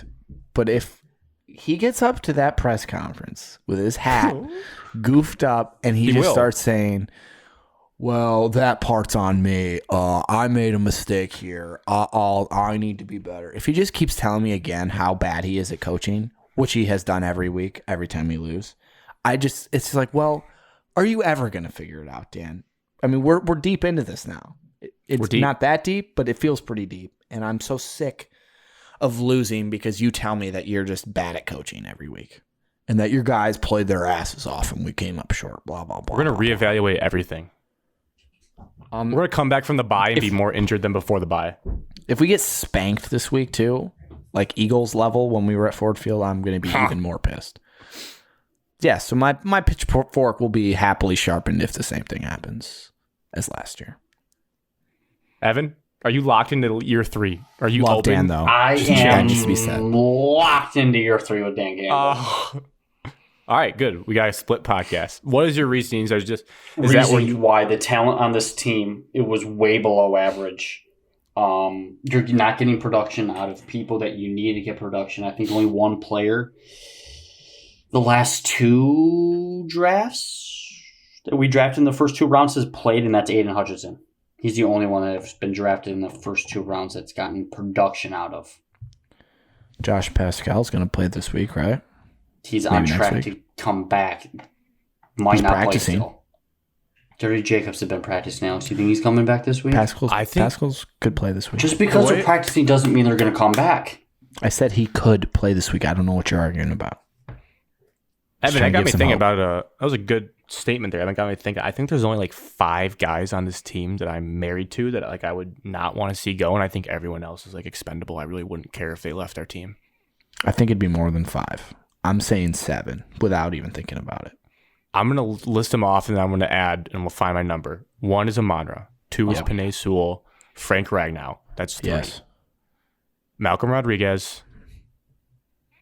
I'm going to say Hutchinson. I know you guys may disagree, but I still want to give him a chance. I think he's talented. Jameson. And Jameson. I think that's it. I don't really care if anyone else goes. I like Tracy Walker. Oh, Aleem McNeil. I like Aleem McNeil. I'd like to keep him. 7 guys. And those are probably the guys people would pick up on waivers. I like DeAndre Swift. Or trade. No, I don't want to extend him. I could be fine with that. Should have drafted Kenneth last year. Alex. You should have drafted all defense, and we didn't. So that's a Brad and Dan thing. So you could be sharpening your pitchfork. Saying that, Evan, what you said would then kind of lead me to like, okay, maybe we do give Dan a chance, but I look at the Jets and they're not oozing with talent. Like I guess you'd think their talent would be because of their record, but they had Joe Flacco play 3 games. They had Joe Flacco play 3 games. They beat the Packers by 17 points. Packers stink. And if we weren't we all Saleh guys? We were all banging the drum for Rob Saleh, I think. He's a Michigan guy. It hurt. Yeah, Dearborn. It just hurts even more. He didn't want to come here for more reasons than one. He also had New York ties with his brother and stuff like that. But we also, when we hired Dan Campbell, we're like, who did we just hire? Our first clip ever was assistant to the regional manager. We were like, what did this guy do with the Saints? He was Sean Payton's cowboy. I mean, if you really think about it, another time, who would you guys hire? This is what it dawned on me when I was thinking back, and when I formed this opinion over the bye week was like, whenever you hear people talk about Dan Campbell, they're always like, he's a great guy, a great motivator. But they're like, oh, he does kind of know the offensive schemes. No one's ever like, he's a guru or like he's a genius on one side of the ball. They're just like, he's guru great at motivating. Yeah, and everyone in the league that's having success has hired a genius that like has some charisma, and then you find out like Nick Sirianni was laughed out of the building when he was hired at his opening press conference because he can't talk. But the guy can scheme plays and can coach a team. So yeah, I don't need to see it go 3 years, but I respect Evan locking it into 3. You also need a guru to hire for this to really sharpen the pitchfork, and he might be on your own team. Well, you just got to find those guys. We don't know any of the names. Typically in coaching cycles, they come up later in the year, but Benny Johnson. Yeah, so that could be one. You just kind of go to teams that are maybe overachieving and look at who their OC or DC is on what side of the ball they're doing well at, and be like, yeah, let's hire that guy. Ben Johnson might be that guy because you'd look at the Lions offense so far, he just got goose egged, but you'd be like, wow, they shouldn't be doing that well, but they are. So what's going on there? I saw that. This is my last thing. I saw that we still have given up the most touchdowns in the NFL, and we haven't even played the same amount of games as most teams. So that's tough. Shout out my neighbor. I think we have Romo and We do. We have Jim and Tony, and I hate every second of Tony talking. The number one CBS game crew of the week. I don't know the spread or over under. I have not. Is that blacked out for you? Apathetic. To this not team. blacked out. It's just regional coverage. We probably won't get it. StreamEastXYZ.com. No free plugs, but nothing's blacked out. And they don't need free plugs. Incognito window. Boom. I think it's gonna be. I'll give you the spread, Green. Dallas -7. It's not as bad as I expected it. How does 30-21 sound? Cowboys. I like that score. Dak, first game back, might not play well. 20. Might have an inspired defensive effort. 28-24. Boys. 31-24. Evan, that was the most normal score you've said all year. Yeah. You sure you want to keep that? Are you sober? No, I'm pushing it. 32-22 sounds better. You should try that one. No, we're scoring more than... What did I say? We're scoring more than 22 points. Well, you only predicted 21, I think. But top 3 scoring defense in the league. It's a 31-24, Alex. Oh, I forgot how good Dallas's defense is. Overrated. 34-16. Change of pace. Overrated defense. Yeah. Micah Parsons is the best defender in the world. In the world? That's a lie. Bold predictions. Trevon Diggs has a pick, and Micah Parsons causes a strip sack. Who recovers it? I don't know. You'll Diggs see. is overrated. Jerry's throwing a pick 6 in this game. There's no Evan, doubt. Trevon Diggs would be our CB1 in a hurry. Evan. He's barbecue chicken. Not this year. He was last year when he had all those he still interceptions, is. and I was fully on that barbecue I saw chicken Cooper train. Kupp carve his ass up. Even if you're my barbecue, fantasy He's like team. the third best receiver in the league. but if you get like First, thank you. double-digit Not picks, first. that double-digit he's picks first. erases a bunch of barbecue. No, not a bunch of yards that cost your team. Bend don't break. I mean, if you take the ball away from the offense 8 times a year, I would be He got pretty lucky. happy. Fell into his lap a couple of them. But he's still doing it. Awarie did that one year. Now we see how cheeks he is. So you're basically saying Diggs and Awarie are the same. Yeah. Diggs is way better than Amani Warrior. Way better. Diggs I would is take Diggs. slow. Amani Warrior was a coach's decision, did not play. I'd trade a 3rd-round pick for Diggs. Feels right. I mean, I would trade Josh Pascal tomorrow and Levi O in a package. Well, no one wants Levi. He's And never those are 2 second-round picks. Okay. Pistons season preview. We got Pistons, Red Wings. Lock in for you non-football fans. They're diehard niche fans of one team, which I always find weird. Like some Detroit sports fans just really die with one team. I think I'm pretty. A lot of those invested in guys all are of them. Red Wings diehards. Yeah, which They're is like only Red Wings. That's it. is where we lack the most. We're saving the best for last. That's all. Red Wings. Pistons season preview. What's the ceiling of this team? What's the floor of this team? Evan Cadmus. Ceiling is the roof. The ceiling is the floor. Oh, that's a great quote. I forgot about that. The best they can do. It's not that funny, but it is. It is that funny.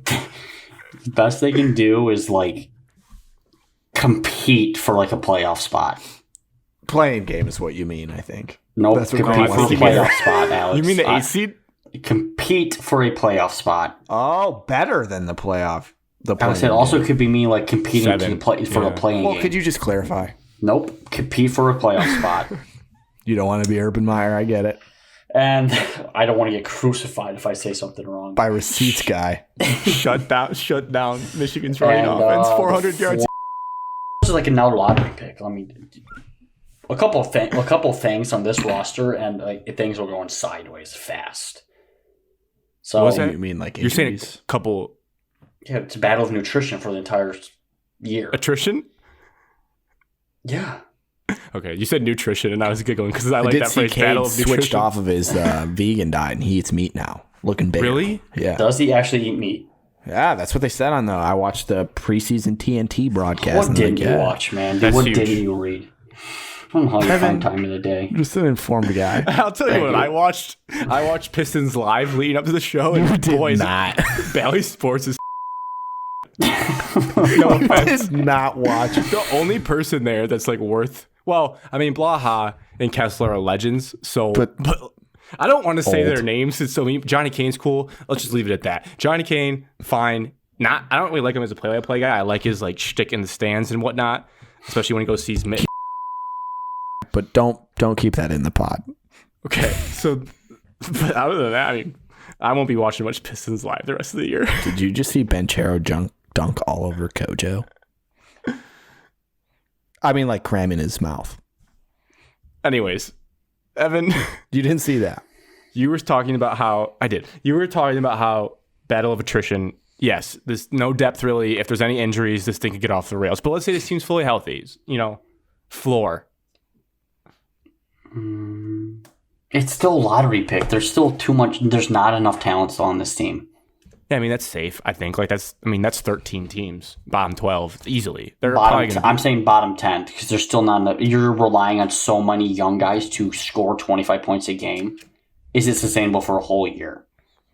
We've seen in the NBA because NBA is a soap opera, just superstar. If you have one, you have a chance. But have they made that jump yet? Has Cade made that jump yet? Is Jaden Ivey?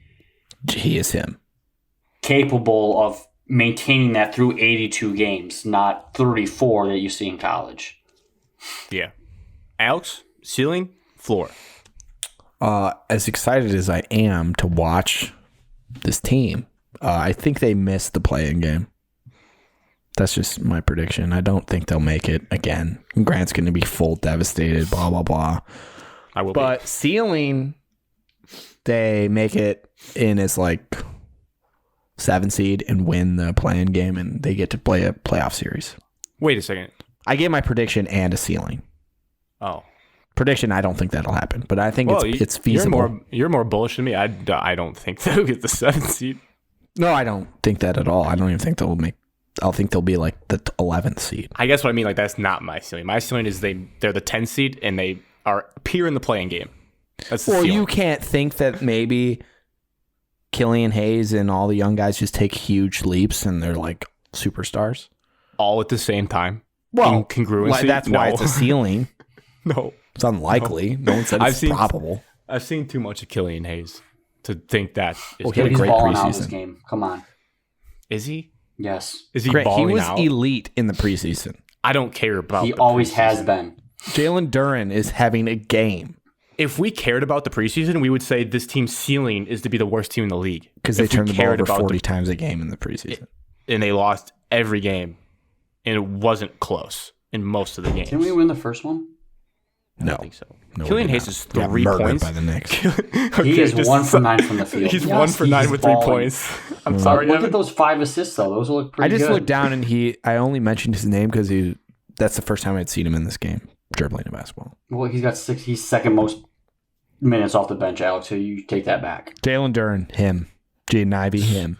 So, ceiling for me is 10 seed, playing game, floor, top 3 pick. Or in the odds for top 3. Like, they could be a bottom 3 team in this league. They could be. Yes, I agree. I hope not. That means things are not good. And that could just mean 2 injuries. I'm saying no injuries. Injuries change We're everything. saying injuries are turned off for our franchise mode. Yep. This could be a bottom. Then I don't think there'll be a bottom 3 team with it. Bottom 5 team. Bottom 5 team. Because there are teams actively trying to tank this year. Because this is my question. We hear about Wembanyama. And we hear about Scoot Henderson, who I have not seen, but I heard is a great consolation prize as the second pick.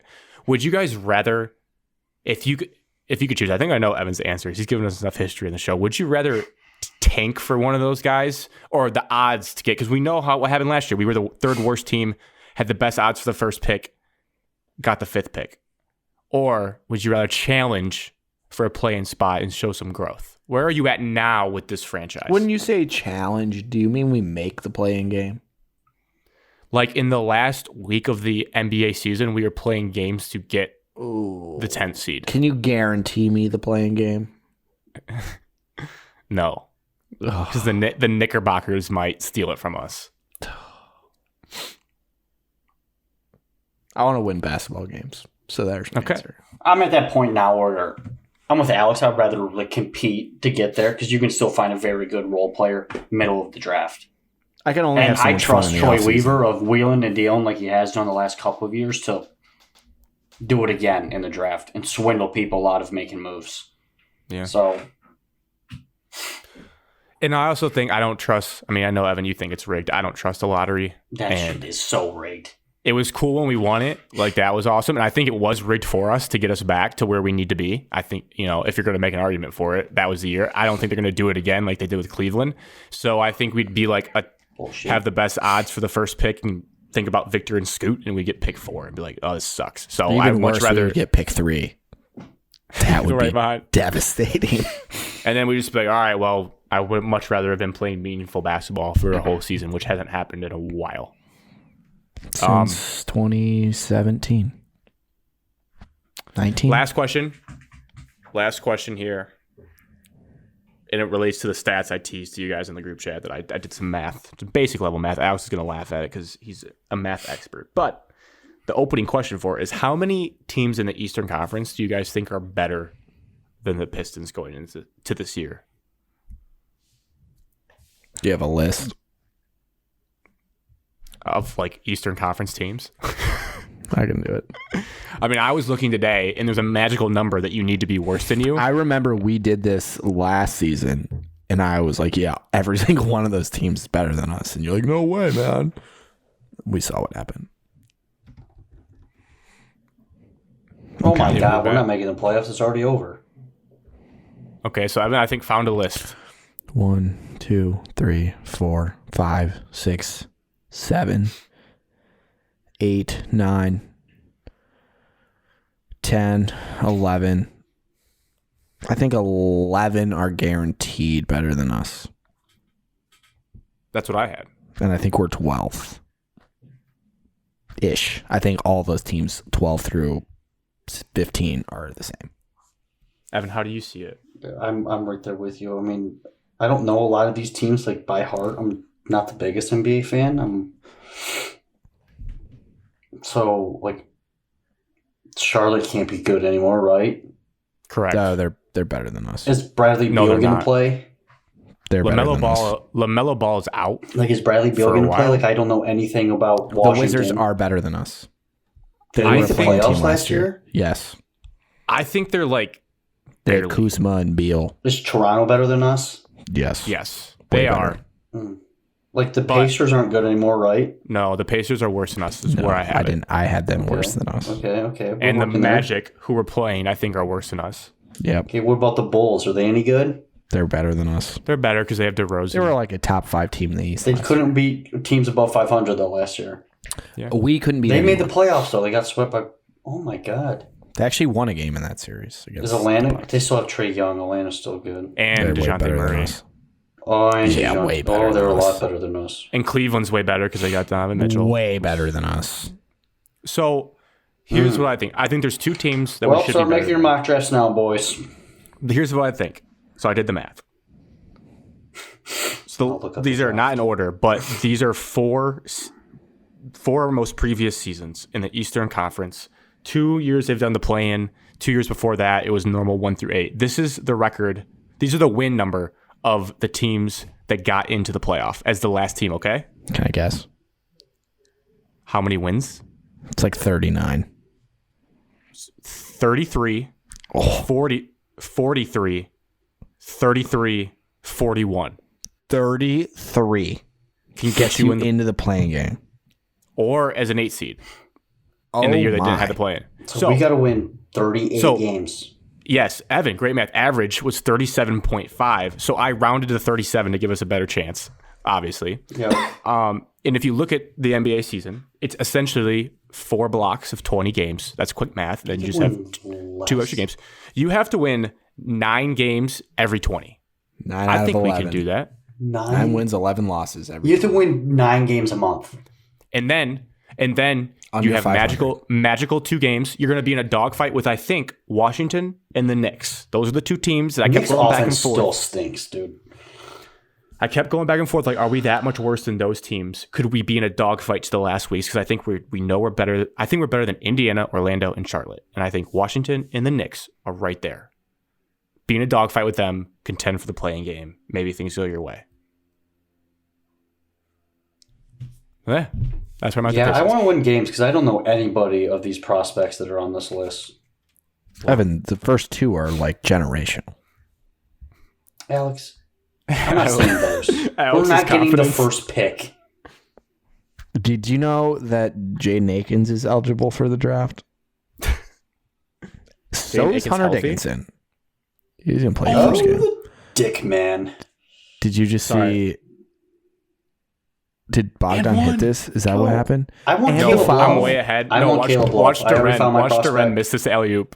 I found my prospect. I want Caleb Love. That's it. I don't care. Oh, Jalen, you were having a great game, and then I and one. Wow, what a sequence, Grant.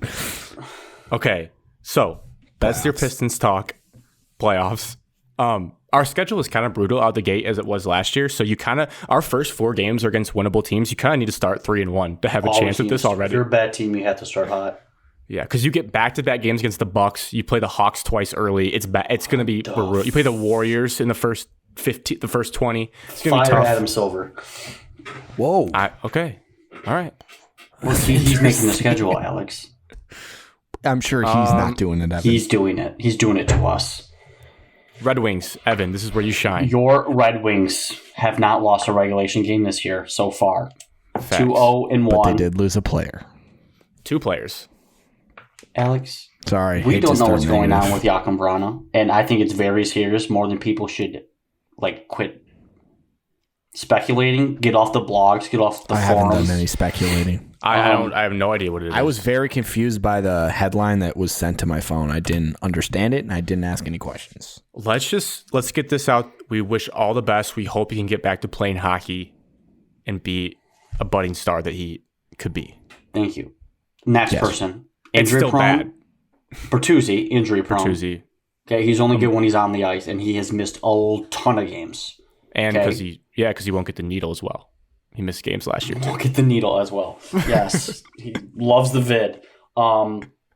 He's out 4 to 6 weeks, and I don't think we're going to re-sign him whenever his contract is up. I know we might have extended him by a year, arbitration or whatnot, but I think Yzerman is going to cut ties with him.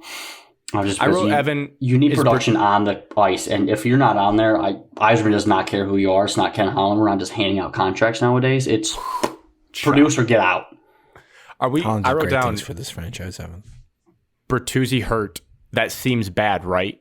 Or it's bad in the moment, but is it maybe good long term? It's all right in the moment. I would reverse that, Grant. I would say it's all right in the moment currently, and could be bad long term because you need production. And granted, he is very talented and does produce most of the time when he's on the ice. And this Red Wing team is still lacking talent in some areas. So having somebody that can score at will, I wouldn't say at will, ability to put the puck in the back of the net when he's on a top talented line is helpful. Yeah. Right now, you see the production kind of scatter throughout. I think 9 or 10 people have scored a goal so far. That's not going to maintain throughout the year. But you now see the depth and your second and third line can now contribute, where in the years past it was 2 dudes against the rest of the team. The Pistons, I would say, it's going to be hard to make the playoffs just because of how talented your division, your conference is in. The biggest question is, can you actually maintain goaltender and defensive ability so where you're helping your offense? The Red Wings, I think, lost 17 of 18 games in February and March last year, 17 of 19, 16 of 18 or something like that. They stunk down the stretch. And they still got 74 points. Defensive guy that can help. Guy that I think it looks cool. Ben Sherratt. Looks like a bully. He is on the front line. Plays a little bit more with Sider, so that's good. I think Larkin is going to actually improve a little bit more. He's getting up there in the contract, contract dispute, and players always play it when there's a contract dispute. Year. So, contract year. More talent. Look out for the cup. My biggest question mark is still can't believe you said that. Can you maintain through a full year? I mean, they're projected to miss the playoffs. Some experts are saying they're giving 11% chance to make the playoffs. Too low. I think it's way too low. Generously high. But my reason, they're backing that reason just because we had 74 last year. We added the talent that we did. We just got deeper, but is it enough talent in the East? The East, they averaged. I think last year their points. I think they averaged you have to get 95 points in the East just to make the playoffs. So let me tell you, we're not the bottom half of the Eastern Conference. It is cream of the crop is making the East. Facing the New York Knickerbockers. No, I mean you are going through a gauntlet. Ceiling and floor, Evan. Put them on the line. Ceiling is you make the playoffs. Okay. I still feel there is a very good chance you make the playoffs. Ooh, very good chance. Seems. Yes, it's above 11%, Alex. I'm giving it I think it's 30. 40%. Very good would have to be a 50 for me to say very good. I'll give you 41%. I would call that decent. An exciting chance. Exciting. A realistic shot, yes. I'll give it like a 15% chance. A gambler's chance. I'll go over the 11, but not much. You got to get to Thanksgiving with a winning record and momentum, and then you got to get to Christmas. And if it's New Year's and you don't have a shot, then you might as well give up then. But get to Thanksgiving break, and then you obsess how the team's doing. Floor, I'm going to go 74 points. Floor's just like last year. It's around 70 points. Wouldn't 75. be worse than last year, but no, floor's 80. Got to be better than last year. Has to be better than last year. But injuries and other things. No, injury mode's Sorry, off. I forgot we turned that off. We turned that off. We turned it off too late. We turned it off too late. We've turned it off after the first week, and look what happened. Yeah. But I think this will be an exciting team. I think they're going to actually play meaningful hockey games down the stretch in February and March. So, just like we predicted for the Tigers, we're predicting that our teams are going to compete for the playoffs. Yep. And the Lions, actually. We say it actually for every team. The Red Wings and Pistons have no shot at making the playoffs. Someone needs to say it on this show. It's the Pistons have no shot. The Red Wings do have a shot because it's hockey. Neither, because we predict every single team we have to make the playoffs, Alex. And never have. I have a question for you, Evan. Not specific to the Red Wings, but I'm trying to be better at least enjoying watching hockey on TV. Okay. And, knowing more about it, because I think what I know a lot about is sport. If you want to start enjoying hockey, watch Connor McDavid. Holy cow. Okay. But I want to have fun watching the Red Wings. Okay. What is your advice when you watch a hockey game on TV? How do you best enjoy it? I YouTubed how to enjoy watching hockey, tips from people, what to watch, high level things this breakout play is happening, be watching 2 steps ahead to follow the puck. What do I need to know to enjoy the sport more? I would say, Grant, you're a big soccer guy. It's are you controlling the puck? Are you moving it easy through the ice? How bad does your team look? Obviously, it's an eye test. Everything is an eye test. But are you controlling the pace of the game for the hockey game? Mm-hmm. Or are you getting bodied and you're spending most of the time on your defense? You're on your heels the entire time. Or are you actually, a lot of times hockey, it's you miss a shot and then it's just transition the other way. Are you getting out in transition? Are you getting your guys opportunities to shoot? You saw in the very first game, we were just shooting pucks on net, 25 shots in the first period. Yeah. I would that to be our play style. Are you getting your high? I would say my biggest thing is I try to watch who's on the ice in certain situations, and am I getting my best players good look opportunities to shoot? So Sider was up in there the first game and just shots. Okay, he's getting shots. Love to see it. So that's the thing that I look on, how well are my top players playing. Anything with the board battles, I feel that's I don't know how to compare it to football terms, but that's something when your team wins a board battle, I can find more excitement out of that as opposed to lucky I'm they got out. I'm not as much as the board battles. I'm more of, are you winning face-offs? Okay, see, I never even really care about face-offs. You have to win face-offs. The puck's back in play. Here we go. That's it. If you're not winning the face-off that way, you're not controlling the puck. Now you're not setting up either your offense or defense in the situations. Especially when you have a offensive face-offs or you're in the outer team's area, you need to start winning face-offs. Otherwise, you're never going to be able to generate easy offense. You know what I hate about hockey? Just one little nuance of the game that I just hate and I think never works. Limited commercials, though, Alex. Limited it does work. It does work. I just personally despise watching it. I despise watching dump and chase. When you just send the puck down to the other side and everybody runs at it. Get over it. It is so boring to watch. Get over it. Dumping and chasing. Dumping, chasing. People can't be on the ice for 5 minutes. It's physically impossible. That would be exhausting. I get it, but the dump and chase stinks. Babcock's not here anymore. Leave him alone. Stinks. You know it.